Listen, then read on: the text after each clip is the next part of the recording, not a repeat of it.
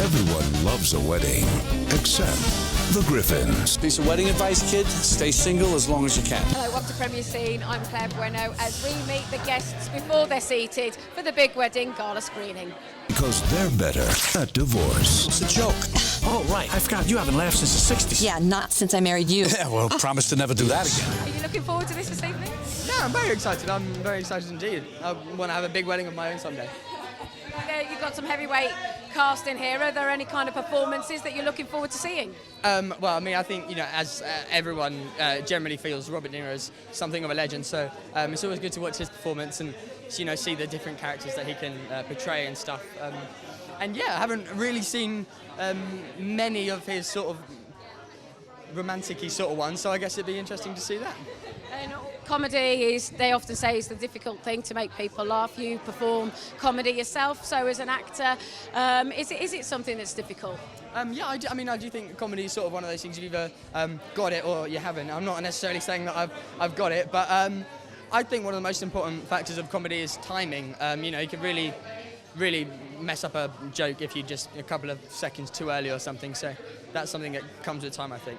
And have you got any aspirations yourself to move into features? Yeah, I did actually have a small part in Horrid Henry 3D, which was my first film role. But I would love to branch out and get a big film lead, like a leading man part or something. That'd be brilliant. Yeah. It sounds like a fantastic film, and everyone loves a wedding. Well, I love a wedding anyway. I'm in the middle of planning a hen do at the minute, so this is so appropriate. And if anything can go wrong, it's going to go wrong because there's so much anticipation builds up, doesn't it, for an event like a wedding? Absolutely. I just think it's just such a great sort of playground for telling stories, because there's all, you've got all the characters, sort of bridezilla and, the desperate groom and the mother-in-law and the father going crazy, and I think it's great. I'm so excited to see it. And the good thing as well, you've got some great male leading men here, but you've got some very strong female performers as well. Absolutely. They're iconic, aren't they? Well, God, Susan Sarandon, hello, come on. She's one of my idols. So I might be having a bit of a sort of fan crush going on later on or throughout the evening. So if I behave appallingly, I apologise in advance. I'm so sorry. And Myanna, what are you up to at the moment? I'm currently filming Ripper Street, so we're back in Dublin shooting that, which is great fun. Yes, it's really fun stepping into sort of those corsets again and revisiting Long Susan and all her little antics. No. His mother is very much a Catholic. We just found out that she's coming to the wedding. She is. Oh, God. To survive the big day. Al's mother is under the impression that divorce is a great big fat sin. You've been working with two massive heavyweight British actors, Rheon and obviously Sir Eric Jacobi. Yeah. What's that been like for you? Weird and surreal, but wonderful at the same time. Is there something when you're working with actors of that calibre that you get as an actor that you can learn and progress yourself? Yeah, but I think obviously, in their craft and how hard they work is amazing, but I think one thing that I really learned is how to conduct yourself on set and how important it is to be nice to people, and I think it's really an important lesson to learn as a young actor. And because they've got such longevity as well, haven't they? So it's proof of that. Yeah, and they're just amazing guys and amazing actors. Yeah.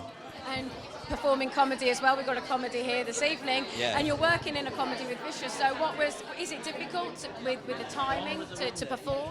It is daunting, yeah. Well, all our stuff was live studio audience, so that adds another little bit to it. But no, it's cool, it's really good fun. It's really thrilling, actually. What have you taken from it? All right, how you doing? You all right? Sorry to disturb. I just couldn't help. You all right? What have you taken away from it, from being? I don't know. Can I do it again? That's what I've taken away. And Game of Thrones, how's that been? Amazing, yeah. Yeah, really cool. Yeah, looking forward to seeing what happens next now. How are you doing this evening? Yeah, really good, thank you. I wasn't expecting all this. I was like, wow, this is such a great turnout. It's a massive turnout. Well, when you've got a cast like you can see here. I know, it's insane. Is there any kind of particular performances you're looking forward to seeing this evening with it? It's really hard because you've got Robert De Niro, Catherine Heigl, Susan Sarandon. I was watching Rocky Horror Show the other night in my pajamas, and I just love her. I think she's amazing. Amanda Seyfried, like Ben Barnes, a British actor, homegrown. So, you know, obviously it's very exciting to see British actors doing so well. And yeah, I'm excited about just seeing it. I've heard such good things about it, so. And talking about doing well on homegrown soil, Game of Thrones, my goodness, what a great drama to be a part of. Oh, it's fantastic. I love being a part of the show. I mean, I'm such a fan of it, and it's just one of the most exciting experiences of my life so far, definitely. Is it difficult for you because you've come into it on the third series, you know, and you're working with a cast that's well established. They've been working together for 2 other seasons. So, you know, is it daunting when you walk in because they've already got their relationships established? Absolutely. There was I was nervous, I think, when I first it was a read-through we had in Belfast, and I kind of walked in and was like, oh my goodness. But everyone is so lovely. Literally, someone took hold of me and went, everyone, this is Nathalie, and introduced me, and they were so friendly. And obviously I got to work with the beautiful Amelia, and she was so lovely, and it didn't feel like I was the new kid at school anymore. So just pretend to be married for the weekend. What's the big deal? Oh God! If those two are still married, what does that make me? My concubine? Guys, what? What are you doing? Estos son mis otros papás, Don y Ellie Griffin. Estro, casa. Mi casa, whatever. This is gonna go great. How are you doing? I'm really well, very excited with all of this that's going on. I'm about to release my first single, so dressed as a bride, hoping to find a man to marry. Not. Tell us about the single that you're releasing at the moment. Well, it's been released the 15th of June. It's called The Night, and I'm super excited. So every one that you've sung, you've written yourself as well? Yes, I've wrote all the tracks for the album that hopefully will come out soon, and this is one of them. So, yeah. And, are you on tour as well at the moment? I am on tour with Celebrities on Ice. They're all great. Beth Twiddle is the main skater of the show, and it's amazing. I'm just performing as a guest singer, so it's great. You're just getting into directing at the moment. I am, yes. You're an actor originally. Yeah, for a few years, yeah. I sort of phased into writing, directing. What's made you kind of want to do that transition, really? I don't know, really. Whatever, an itch that needs to be scratched, I suppose, metaphorically speaking. Is it something that you want to work with actors as well? Oh, yeah, I love actors. You know, and as a director, you know how an actor thinks, so... Yeah, pretty much, yeah. Oh, it can only help. It can't subtract. Do you know what I mean? They can't get away with anything. And with regards to your creativity, if you're writing and directing, does that give you more creative freedom about what you want to do? Absolutely. As a writer, yeah, there is no... Yeah, you can't be... in terms of this, there is no greater sort of authorship than writing, directing, in my experience. And can you tell us what your story's about? Can you share a little bit? Yeah, it's a film called I Only Have Eyes for You, and it's about a woman that is sort of racked with insecurities that finds sort of validation through anonymous online web sex, never wondering who's on the other side of the webcam. What's inspired that? Because that's a very interesting concept. Very topical. Yes, it's not from personal experience, it's just purely imaginative, and it's... Pretending to be the lady on the other... Pretending to be the lady on the other end, yeah. But, yeah.